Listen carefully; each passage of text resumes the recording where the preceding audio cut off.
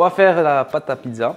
Donc tout simplement ses mains, pas de machine. Une recette très simple, sans prise de tête. En matériel, il nous faut un bol, un verre, du sel, de la levure, de la farine type 55. Alors moi je la prends locale. Donc en Alsace, le moulin du Urtigheim. Ce qui est important, c'est quand même une farine de qualité. Évitez d'aller dans les supermarchés, prendre la farine la moins chère. Ça va changer le résultat. On va faire 2 pâtes à pizza pour 2 personnes. Parce que bon, moi je mange une pizza, ma copine en mange une pizza. On n'est pas là pour... on est là pour manger. Je mets à peu près une cuillère à café de sel. Après 333 grammes, donc 333 grammes de farine type 55, une cuillère de levure à bière. Alors moi je prends de levure à bière, vous pouvez prendre de la levure boulangère. Voilà, bon moi j'aime bien la levure de bière parce que je suis en Alsace, j'aime la bière, alors levure de bière. 210 grammes d'eau.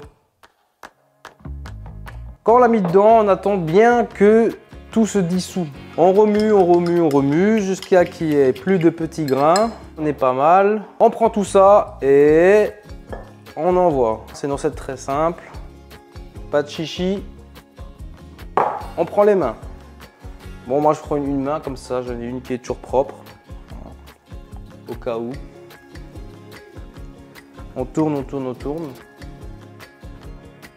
Une fois qu'elle est presque formée, la boule, vous la sortez du bol sur le plan de travail.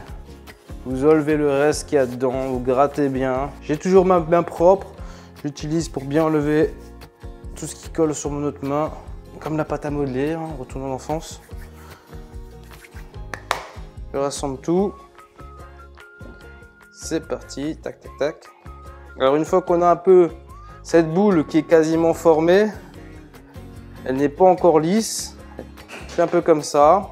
Je fais 1 ou 2 rabats très légers. Je prends, je rabats dessus. Je prends l'autre côté, je prends, je rabats dessus. Je travaille un peu la pâte. J'appuie dessus comme ça. Je refais pareil, une fois devant, une fois derrière. Je travaille un petit peu. Je fais comme ça. Tac, tac, tac.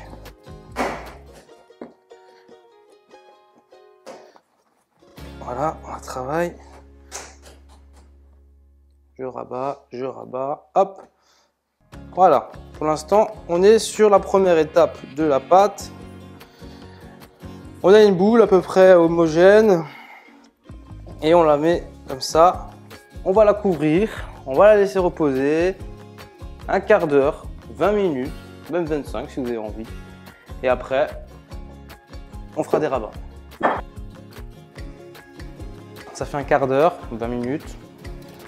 On lève le bol. La pâte, elle a déjà bien travaillé. C'est à ce moment-là qu'on va encore effectuer des rabats. Donc, je prends mes doigts, j'aplatis.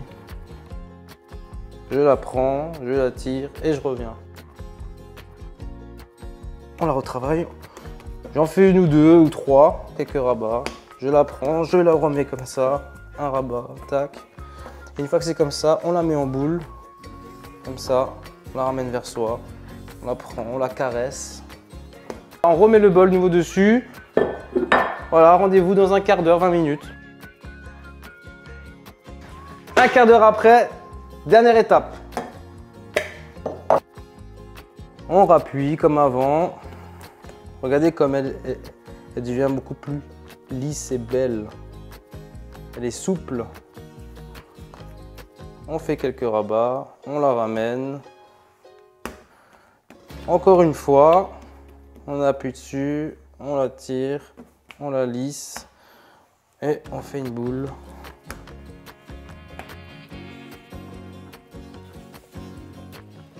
Dans le bol, on le filme, comme ça ne croûte pas. Maintenant, je la laisse 1 heure à température ambiante. Ça fait 1 heure et au frigo, on la laissera pendant 24 heures. À demain. Ciao. Nous sommes le lendemain. Ça fait 3 heures qu'elle est dehors à température ambiante, que j'ai sorti du frigo. On va faire les 2 boules à pizza. Je la sors du bol avec ça, super pratique. Je vais la couper en 2. Mais même si je l'ai coupée en 2, je pèse. 262 grammes et 263 grammes. Ça va, pas de jaloux. Je la reforme légèrement, un petit rabat. Je la mets en boule, une belle boule, bien lisse, plusieurs fois, bien serrée. Regardez comme elle est belle.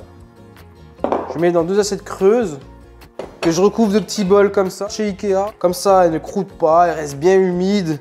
Je les laisse encore 1 heure à 1 heure et demie à température ambiante. Et puis après, c'est parti, il faut étaler. 1 heure et demie après, le meilleur moment, étaler, manger. Elle a bien gonflé.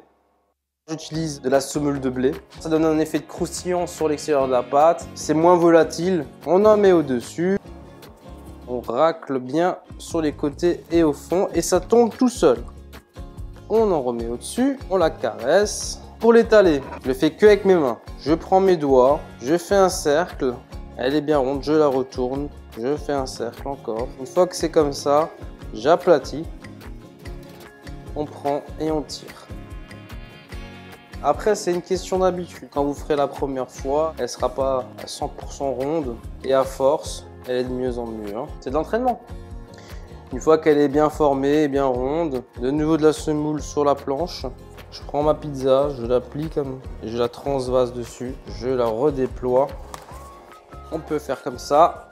L'ajuster sur la planche. Voilà le résultat de la recette de la pâte à pizza jusqu'à l'étalage. Après, c'est à vous de mettre ce que vous voulez dessus. Sauce tomate, crème, tous les ingrédients que vous voulez. Mais attention, ne mettez pas 1 tonne, parce que sinon la pâte en dessous, elle va pas bien cuire.